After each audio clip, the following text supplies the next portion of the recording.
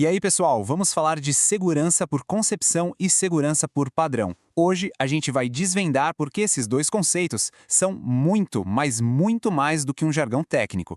Na verdade, eles são a chave para construir software melhor, mais rápido e, claro, mais seguro. E o ponto principal é, não se trata de mais burocracia, e sim de fazer uma engenharia mais inteligente. Olha, essa frase é simplesmente perfeita. Comprar retrabalho. É exatamente isso que acontece quando a segurança vira uma coisa para se pensar depois. A gente paga com tempo, com dinheiro e com muito estresse.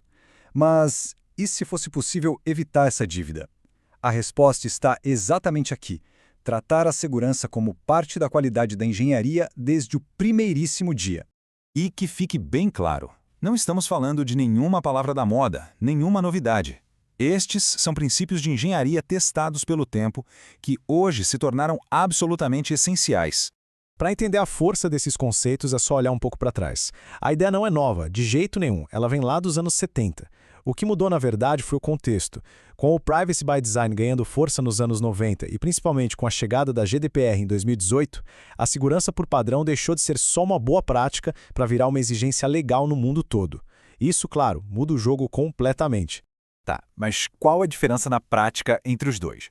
Pensa assim, ó, a segurança por concepção, ou Security by Design, é a planta baixa do prédio, é o projeto, a estrutura toda.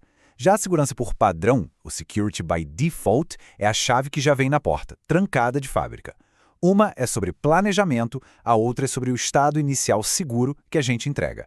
Na prática, então, a segurança por concepção se traduz em ações bem concretas como modelar ameaças antes mesmo de escrever uma linha de código, definir desde o início limites de acesso bem rígidos, pensar em como minimizar a superfície de ataque e, claro, garantir que tudo seja registrado para a gente conseguir responder a qualquer incidente. E a segurança por padrão? Essa é a implementação mais simples e talvez a mais poderosa. Uma nova conta de usuário começa privada, nunca pública. Um bucket de armazenamento na nuvem nasce fechado por padrão, ou seja, a segurança já vem habilitada, protegendo todo mundo sem que ninguém precise fazer absolutamente nada. O ponto central aqui, o mais importante, é entender que adotar esses princípios não tem a ver com conformidade, com seguir regras. Tem a ver com praticar uma engenharia superior que, lá no final das contas, economiza tempo e dinheiro. Essa imagem aqui já diz tudo, né? Corrigir uma falha de segurança em produção é tipo demolir uma parede de um prédio que já está pronto. É caro, é arriscado, é uma bagunça. Construir com segurança desde o início significa colocar essa parede no lugar certo já na primeira tentativa. Vamos pensar um pouco nos maiores vazamentos de dados que já aconteceram. Quantos deles começaram com uma configuração padrão insegura? Sabe, permissões abertas demais, senhas padrão, serviços expostos sem necessidade. A segurança por padrão ataca exatamente essa causa, eliminando uma categoria inteira de riscos. E aqui tem outro benefício que é crucial, a previsibilidade. Quando os sistemas já partem de uma base segura e consistente, a gestão fica muito, mas muito mais simples. A segurança deixa de ser aquele esforço manual, sabe, que depende da memória de alguém e está sujeito a falhas humanas. Ela passa a ser uma propriedade do próprio sistema. E esse é o ponto. A grande verdade é essa. A segurança por padrão é a defesa mais direta, mais eficiente contra os tipos mais comuns de falhas de segurança do mundo real. Ela vai direto na causa da maioria dos problemas. Agora a conversa fica ainda mais séria. Vamos conectar os pontos e ver como regulamentações tipo a nossa LGPD transformaram essas boas práticas de engenharia em uma necessidade de negócio e também jurídica. A LGPD trouxe um conceito fundamental, o de accountability. Na prática, o que isso significa? Que não basta ser seguro, agora é preciso ser capaz de demonstrar que se é seguro. E como se demonstra isso? Exatamente com a arquitetura e as configurações que a gente está discutindo. Por concepção e por padrão se tornam a prova documental. E é bom lembrar que o custo de uma falha vai muito além do conserto técnico. Envolve grana para resposta, multas que podem ser pesadíssimas e, talvez o pior de tudo, a quebra de confiança, que afeta a reputação e o negócio como um todo. Ok, até aqui o porquê está bem claro. Agora, a pergunta de $1 milhão é: como a gente coloca isso em prática sem criar um pesadelo burocrático? A resposta é simples, integrando a segurança no fluxo de trabalho que já existe.